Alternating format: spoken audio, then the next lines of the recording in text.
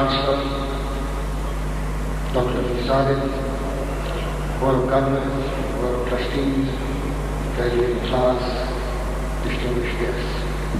Assalamu alaikum. Today we have all gathered here at LUMS who shared with the graduating class of 1994 a milestone in their lives.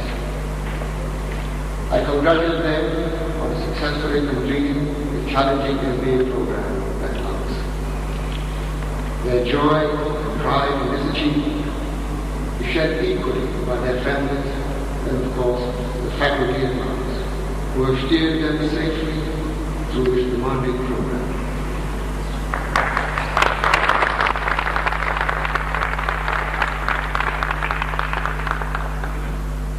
When the graduating students were admitted to the university, they came to a building with 4 walls and the promise of tomorrow inside it. Well, that tomorrow of yesterday has come today. We hope and pray that all their promises and dreams will come true. As you go out into the world, we at LUMS must work within these 4 walls and plan for tomorrow for the future and the incoming students. I would like to share with you all what we see in the years to come for this university. In particular, I'd like to talk about the undergraduate program and the executive development center. But in the near future, our growth will primarily be in these areas. Ladies and gentlemen, 1994 has been a memorable year for the university. For this year, we celebrate not only the decade of establishment of the National Graduate Foundation, but also the successful launching of the BSc Honors Program. This 3-year program, broad-based education with options to specialize in fields of economics and computer sciences. With this dynamic program, LUMS aims to set new standards in national level education in Pakistan. The BSc program, which commenced in August this year, has got off to a good start and has absorbed the drive and vigor of the MBA program. It meets national needs and international standards. The program has been designed with specific objectives in mind. Foremost amongst these objectives is to develop an individual who has had access to a broad range of subjects, providing them with the breadth of perspective necessary for professional careers or higher education in the future. The curriculum has been designed to help students acquire the capability of sustained hard work and analytical thinking. Ladies and gentlemen, we had an overwhelming response for our undergraduate program, and as a result have selected a highly talented student body from a diverse pool of applicants. We have, as the Dean mentioned, 68 students in our first year, 1/3 of whom are girls and 2/3 boys, with a strong contingent from Karachi and Islamabad. We could have taken more students, but with quality as the primary objective, preferred to start with a small class and then expand it subsequently. In future, a major concern for us at LUMS is how to broaden the intake from backward areas and smaller towns. We are working on plans to target certain areas where we will work closely with local schools and colleges, make them aware of our program, and try to develop their curriculum and teaching skills. Also, we will be arranging visits of students from far-flung areas to come and visit us. Success in this endeavor will not only help national integration, but will also enable us to widen the scope of our impact.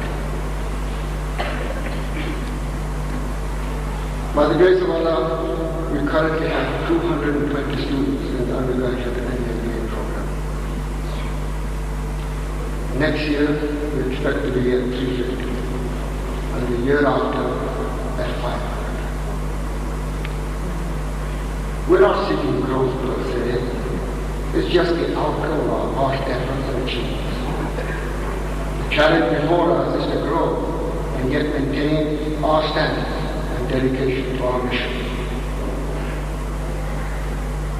If we count all those associated with LUMS, including the family, staff, students, and the alumni, the LUMS family is now over 800 people. We're proud of our large and rapidly growing family. I just hope that Dr. Nafis Sadik, with her portfolio at the UN planning, will not object to our family size. Not only has our family grown, it has, alhamdulillah, kept the spirit of comradeship and love for this institution. As I've said, we've made an encouraging start with the undergraduate program and specializations in computer science and economics. We will now be offering more such specializations. By the time the first batch of our students graduate, we plan to start a master's in economics and computer science. I would now like to turn to our executive development program. The significant event at LUMS this year has been the opening of the Rousing Executive Center. This center provides a comprehensive range of conference, training, and residential facilities, and has opened up new dimensions for executive education at LUMS. The center was made possible by a donation of $1 million from the Rousing family of Sweden, and we're indebted to them for their generous support. During this year, we continue to build upon our past experience in executive training and in the opportunities opened up by the new facilities. In addition to our standard one-week program, we have ventured into several new areas. We continue to work with our executive alumni to seek advice regarding new programs. Early next year, we plan to offer an extended executive development program in collaboration with Yale University. In future, we plan to help the state-owned enterprises making the transition from public ownership to private enterprise by running training programs that will enhance their competitiveness and their efficiency. A very modest effort in this direction is already underway with the Pakistan Postal Services Corporation and a preliminary discussion with the Pakistan Telecommunications Corporation. We are confident that in the years to come, the Rousing Executive Center will continue to serve the needs of the corporate sector, both in Pakistan and abroad, and that we can continue to depend on the support of the business community, which is so vital for our sustainable growth. Ladies and gentlemen, growth of the student body will necessitate addition to our facilities on campus. The end of 1994 will bring to a close the first phase of our construction. Next year we will commence building hostels to accommodate about 130 boys and 70 girls and develop sporting facilities.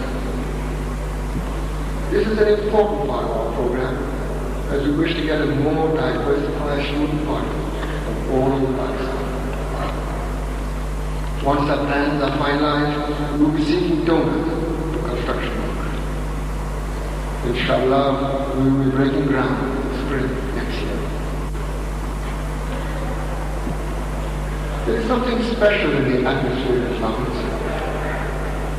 So far, we have channelized this in the academic area. Now, with building of the hostels and sporting facilities, we hope to add richness to the social and cultural side of the university, as we have done on the academic side. These residential facilities will be built at the far end of our land, and with it, the whole campus will inshallah come into bloom. In the next decade, we can imagine nearly 1,000 students roaming about the campus with a spirit of vitality in all spheres of university life.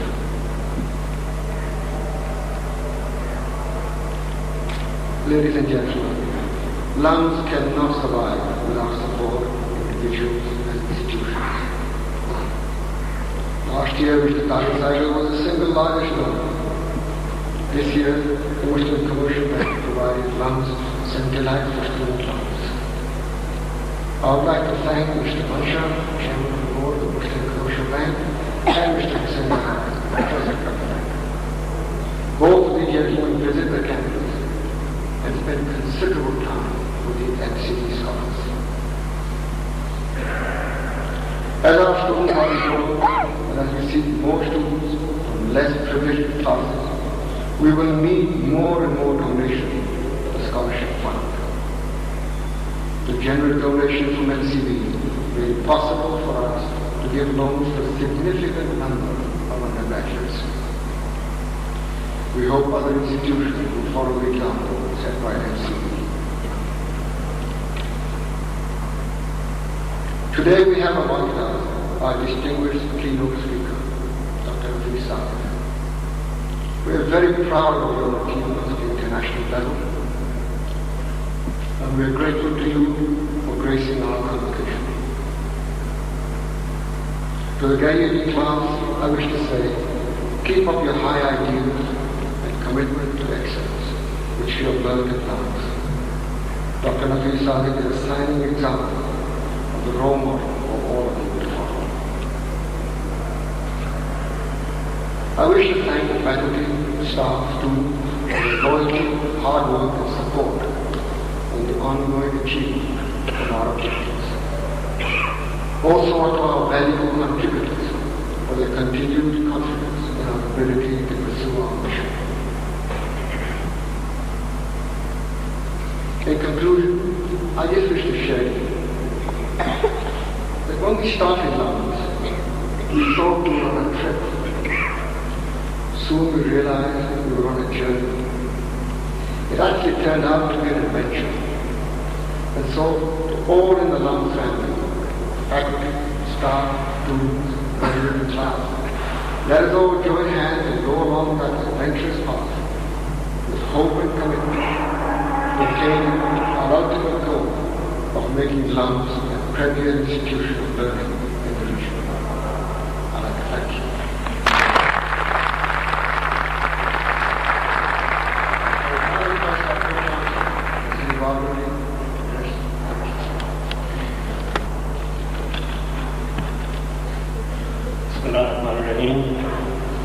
Fellow trustees, governors, faculty, honored guests, and the graduating class of 94. We've had distinguished speakers at earlier LUMS convocations. I'm particularly pleased to welcome on this occasion our very distinguished first lady guest speaker.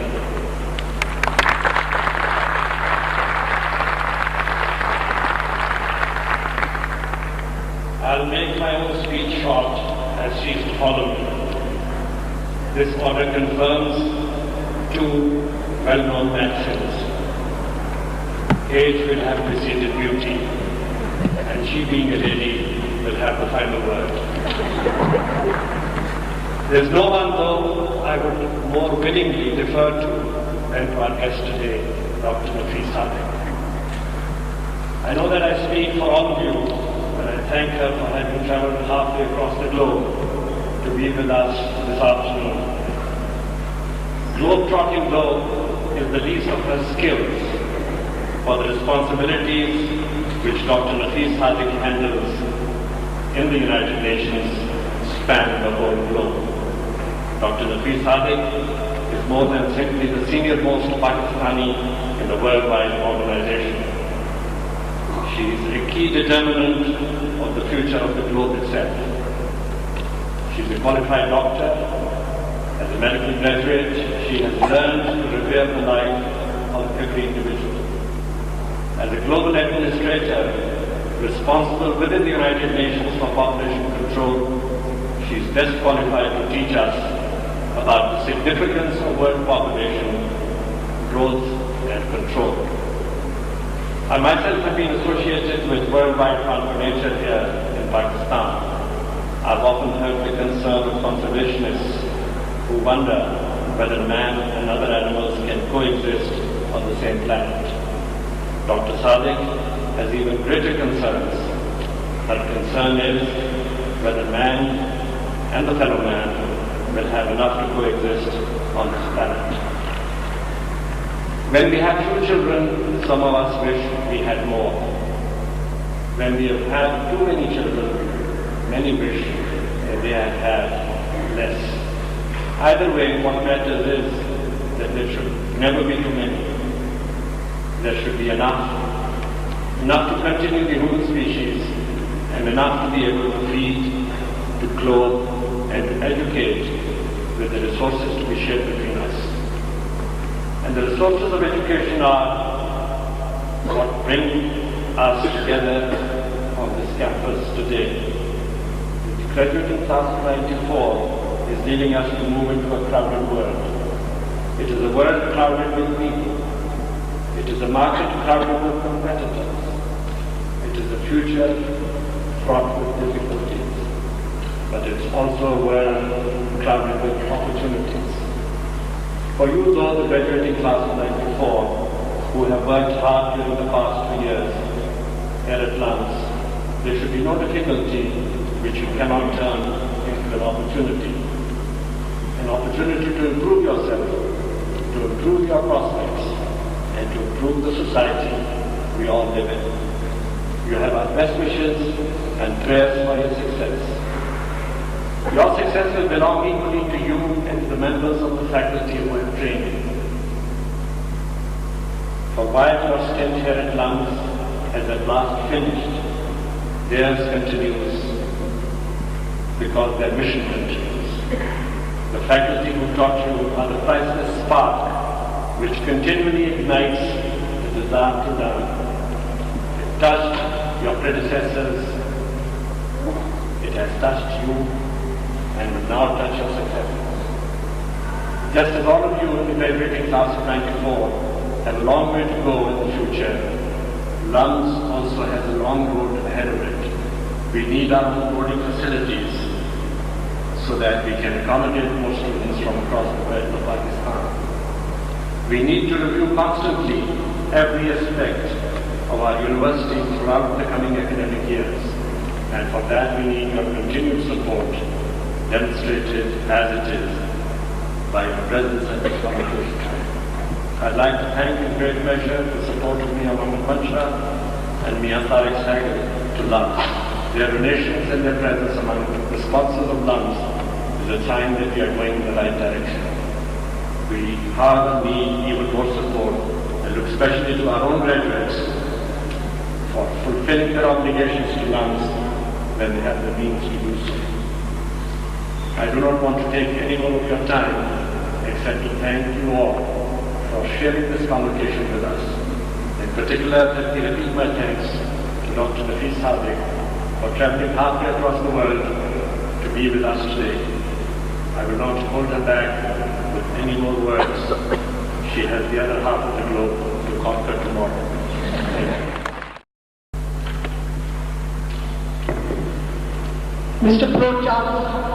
Pro-Chancellor Syed Babar Ali, distinguished faculty, distinguished guests, friends, thank you very much for inviting me here today. It is an honor for me, a specialist in public health management, to be asked here to address an audience of present and future management experts. You may receive all of the honors around the world, but till you're honors in your own country, you always miss it.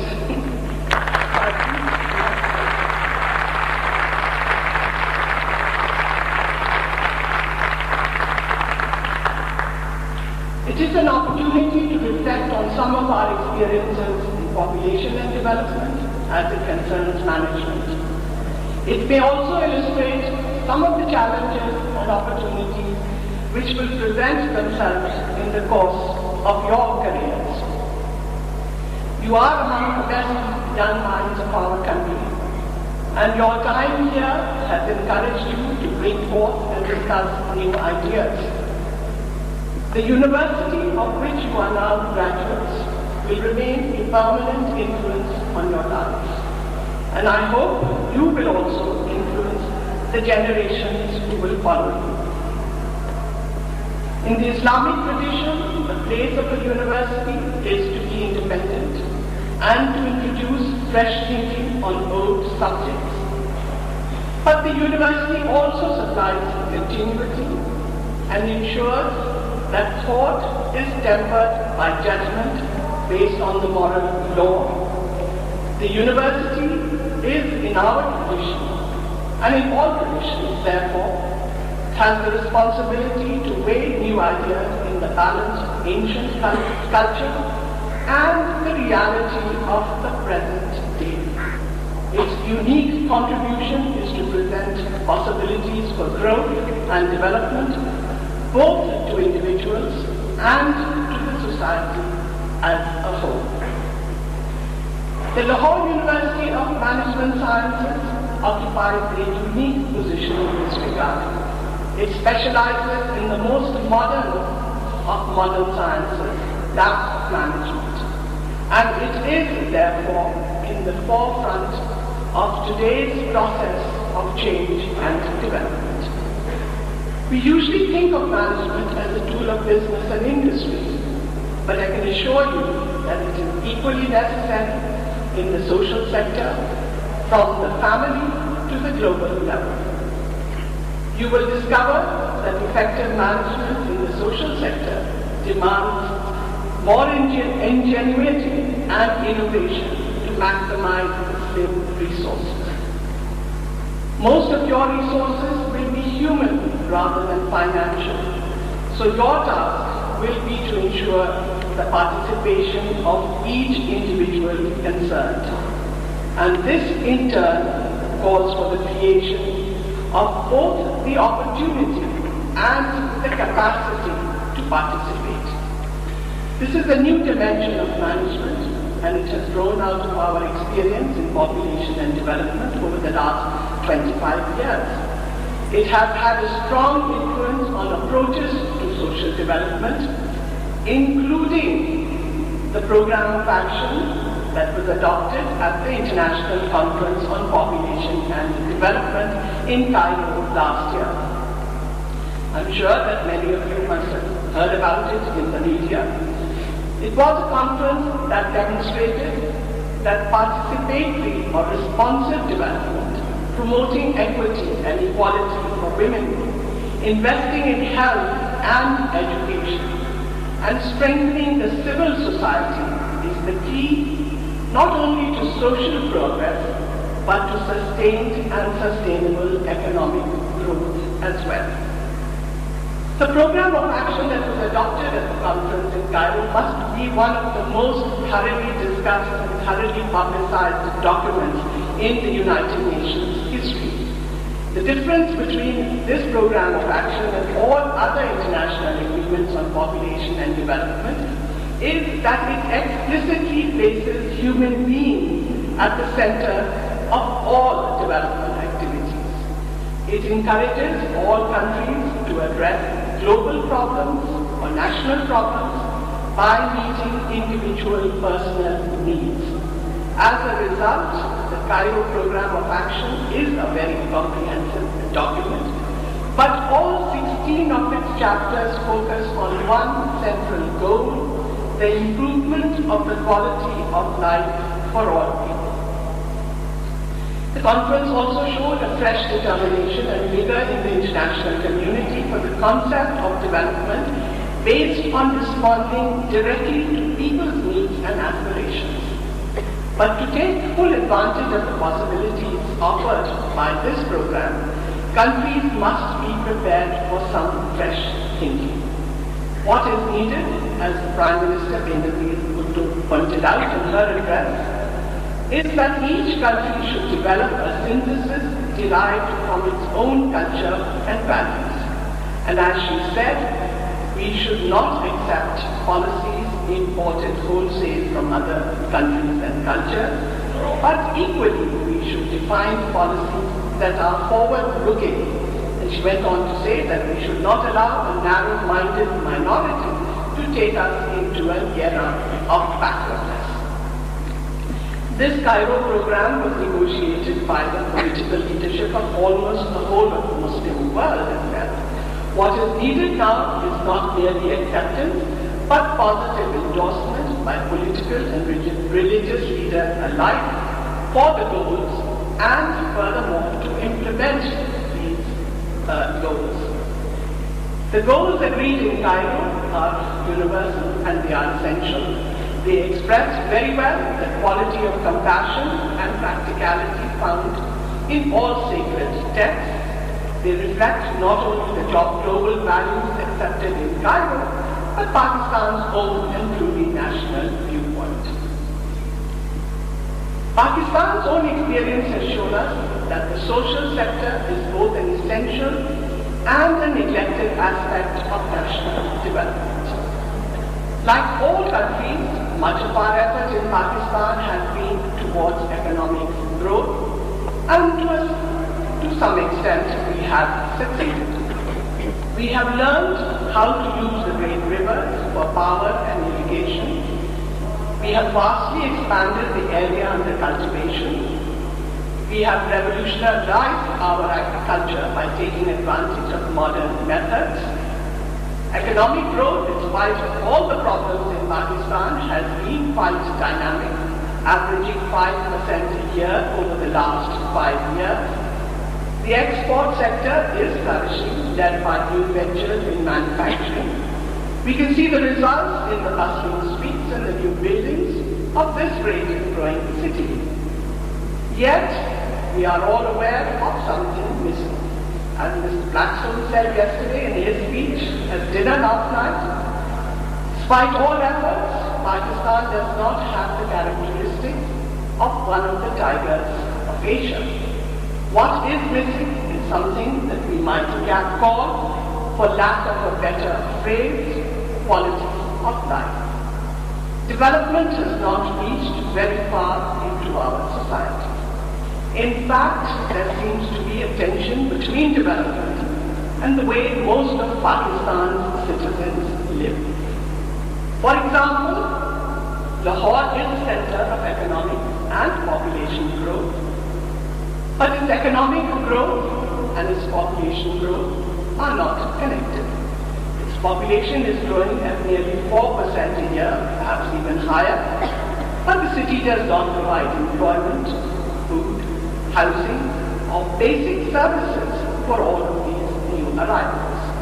The result is an explosion of slums and shanty towns, with all of its consequences for public health, social tension, and political instability.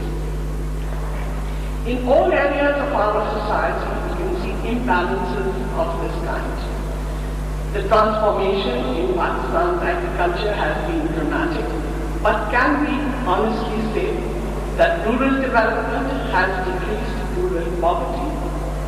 Pakistan is producing more food now than at any time in its history, and food production has kept pace with population growth, at least up to now, though the future trends are somewhat less optimistic. Yet, in many parts of the country, malnutrition is quite common. An estimated 40% of Pakistan's children are malnourished. It seems that vast numbers of the poor are not benefiting at all from the Green Revolution. Poverty is one reason, also for the rapid growth in their numbers, and for the flight to the cities. This apparent opposition between development and the way that most people live can be seen most clearly in the simple facts of life and death. Infant mortality in Pakistan remains well above the world average at 91 per thousand, and life expectancy in Pakistan is low at 61 years. Total fertility, that is the number of children a woman has, is 6 per woman, and the population rate of growth is one of the highest in Asia. Literacy rates are also low. The official figures are 47%. We know that they are much lower than that. And for women, they are even lower, said to be at 21%, but again, we know that they are much lower. Only 1 in 3 births has a trained health worker in attendance. Maternal mortality is needlessly high. 6 women die for every 1,000 live births. It's a very huge waste of human life. Most of these deaths are preventable. The use of modern methods of family planning is extremely low at 14%, especially for a country that has had a program for over 30 years. These figures reflect historically low rates of investment and attention to education and to health, compared with international norms and the practice of other countries in the region. Of all government expenditure in 1991, Pakistan spent 1.6% and 1% respectively on health and education. It looks as if the root of Pakistan's difficulty in raising the quality of life is not only a matter of absolute scarcity or shortages, but a matter of the management of resources. Malnutrition exists because poor people cannot afford the food they need. Healthcare and education are inadequate because necessary investments have not been funded. Pakistan's experience shows that economic growth alone will not automatically end poverty and provide the means to development, both social and economic. That requires a specific decision to be made and the necessary investment to be made.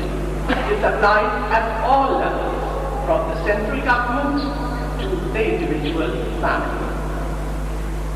One of the major deterrents to social investment is the perception that it does not work, that public money poured into health and education is simply wasted. The experience of many countries in recent times shows that that perception is totally mistaken. The economic successes of Singapore, of South Korea, of Malaysia, of Thailand, has drawn attention from all over the world. But it is a success for social as well as economic development. These countries assumed from the start that education and healthcare were among the essential investments for national development. They also assumed that social investment should include women as well as men. Accordingly, these countries emphasize reproductive health and family planning as an essential part of healthcare for both women and for men. There is an emphasis on quality in education and on equal access for both boys and girls to education at all levels. The result is, in these countries, that literacy and maternal mortality rates, the use of family planning, the rates of population growth are much more favorable in Southeast Asia than in South Asia. Investment in literacy and health, including reproductive health and family planning, and above all, investment in women, helped to produce the conditions for sustained economic growth in Southeast Asia and will allow it to continue. Social investment also creates the condition for slower population growth. As Prime Minister Benazir Bhutto pointed out in his speech in Cairo, there is a pressing need for all countries to find the correct balance between population and the resources to sustain them. With correct policies, the world could have a population of 7.3 billion in the year 2025. Without them, the total count could be 9 billion, 10 billion. For Pakistan, the difference in the year 2025 could be 30 million people, more or less. Pakistan's population is now estimated by the UN at 132 million. It is growing at about 3% a year. Within 35 years, our population would double. We can already see that rapid population growth acts as a brake on all of our efforts towards social and economic development. But if determined action is taken, the rate of population growth would slow very quickly, as it has in other countries. We know that there is a huge demand there in the people for family planning, particularly among the women in Pakistan, but also among a growing number of men. Better and more widely available reproductive health services, including family planning, is an essential first step. Safe, effective, appropriate, and affordable services should be universally available as soon as possible, but no later than the year 2015. Another essential step, slowing population growth and ensuring social as well as economic progress, is extending education for all. Education should be open and available to boys and to girls on an equal basis. And the target was the year 2000, but obviously that is not attainable. But again, as soon as possible. We also know that for population and development programs to be successful, there must be an enabling environment for women to participate fully in all aspects of social and economic development. Mechanisms are needed to permit women's equal participation in the political process and in public life as well. Means must be made available to enable women to move beyond the traditional sphere of economic activity. Women should be able to count on support in the workplace and on freedom from discrimination and violence. In all of these aims, men have a distinct and considerable responsibility for their own behavior and for supporting their wives and their daughters, for educating their sons to be responsible adults. Since they dominate the political process at all levels, men must be prepared to take the initiative in building the civil environment, adopting the necessary legislation, and taking administrative measures to support this far-reaching change in the role and the status of women in Pakistan. Successfully managing social development depends first on providing services and secondly on creating the context in which services are the most effective. These are closely interlinked, and a supportive context can compensate for many deficiencies in other areas. In my own field, that is to say the management of population programs in developing countries, we grapple daily with the problems of insufficient resources, lack of trained personnel at all levels, poor supervisory systems, shortage of adequate premises, equipment, and transport. Given that social sector management in most developing countries are chronically underfunded, what should a good management response be? First, of course, we should campaign vigorously for more attention from the public purse. Second, we should find ways to optimize what resources are available. This calls for the conventional skills of management, good budgeting, cost controls, establishing priorities, and effective execution. But it may also entail the exercise of imagination and some unorthodox approaches. For example, training live in modern methods of obstetric care and delivery is now widely seen in Pakistan and elsewhere, and makes up for the absence of trained nurses or midwives. In another area, we have found that certain kinds of family planning methods, as well as information and education, can be made available through existing cooperatives or special groups formed for the purpose, or even through shops and markets. Volunteer workers have been successful in some countries in promoting family health, and so on. Introducing any such an innovation calls in the first place for commitment on the part of its advocates. It will be difficult in some cases to remove the obstacles raised by conventionally minded colleagues. It may be difficult to win over potential users of the services. There may be opposition in the community. All of these forms of opposition have one thing in common. They are in the mind. Persuasion and logical argument are very powerful tools to change fixed ways of thinking, but they will not do the whole job. What is finally necessary for success is not to oppose, but to involve. That means participation, rather than present solutions ready-made. The successful manager will work out possible approaches with the people most closely concerned. It may well be a new experience for doctors and Ministry of Health workers to discuss service provision with their patients and clients, but it may be extremely helpful. It may be a new experience for mothers to be asked to comment on the design of the new maternal child health unit, but it may save time and money and recruit volunteers to work in the unit.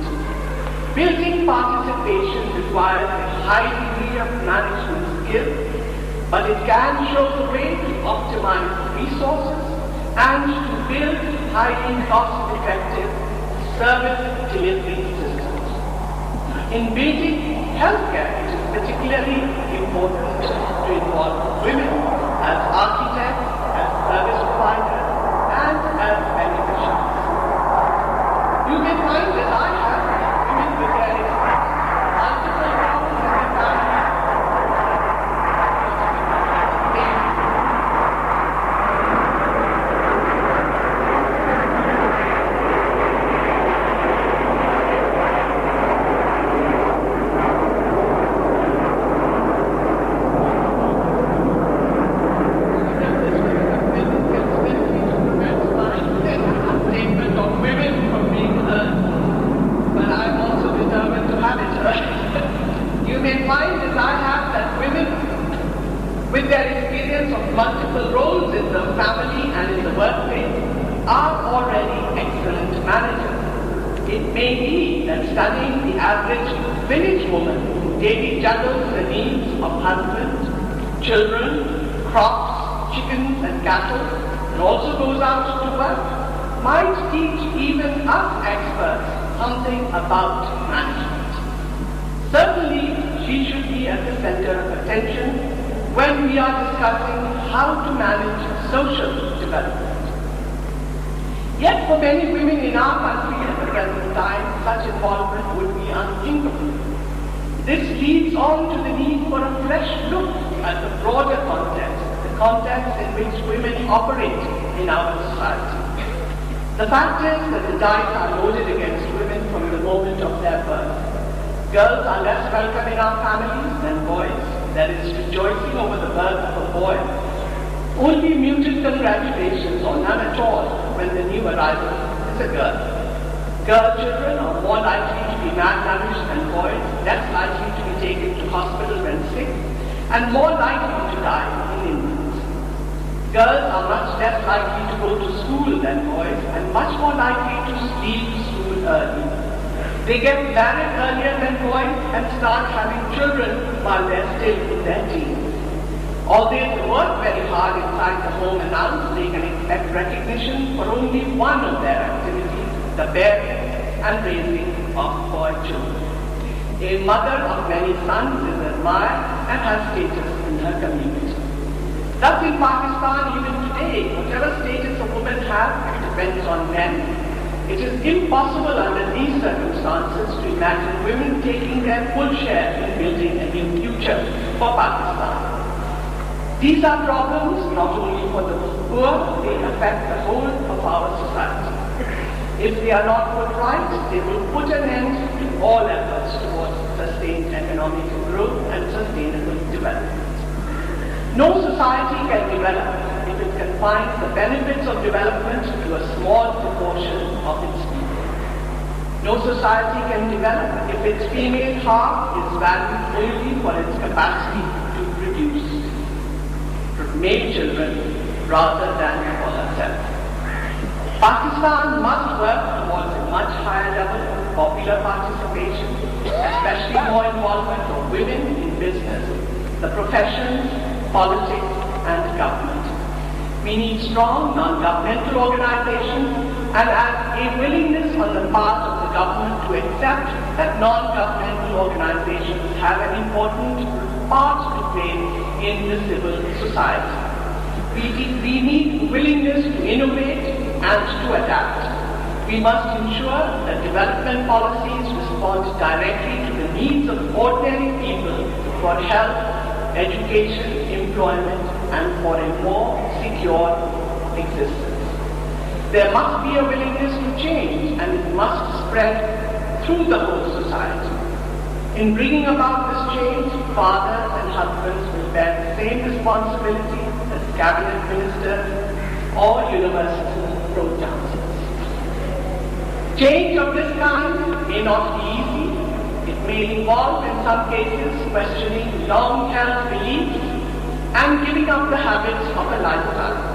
But it must be done, because in the end, Pakistan's future will depend on all its people, and it will depend as much on its women as its men. I hope that universities such as this one will give a lead in encouraging women not only as students and graduates, but as members of the faculty, with power and responsibility equal to their abilities. I hope you will also give a lead in studying the management of social development, and particularly the place of women. In concluding, I would like to reiterate the key role universities and their graduates have in determining the future of Pakistan. In developing adequate responses to today's development challenges, the universities must give a lead. As experts in the forward-looking and results-oriented science of management, graduates of Lahore University of Management Sciences should be in the forefront of this very important work. You will be today's and tomorrow's business and community leaders. You have therefore a special responsibility to ensure that Pakistan moves forward in social and economic spheres and to promote social equity in your sphere of influence. Only if these advances continue to be made will Pakistan be able to compete in the modern world. I congratulate you all on joining this elite group. I give special congratulations to the women amongst you, because I know that you have a heavier responsibility and the more difficult task. But you also have the great honor of being among the leaders of a process which will not end until the way to a bright future is open to all the people of Pakistan. Thank you.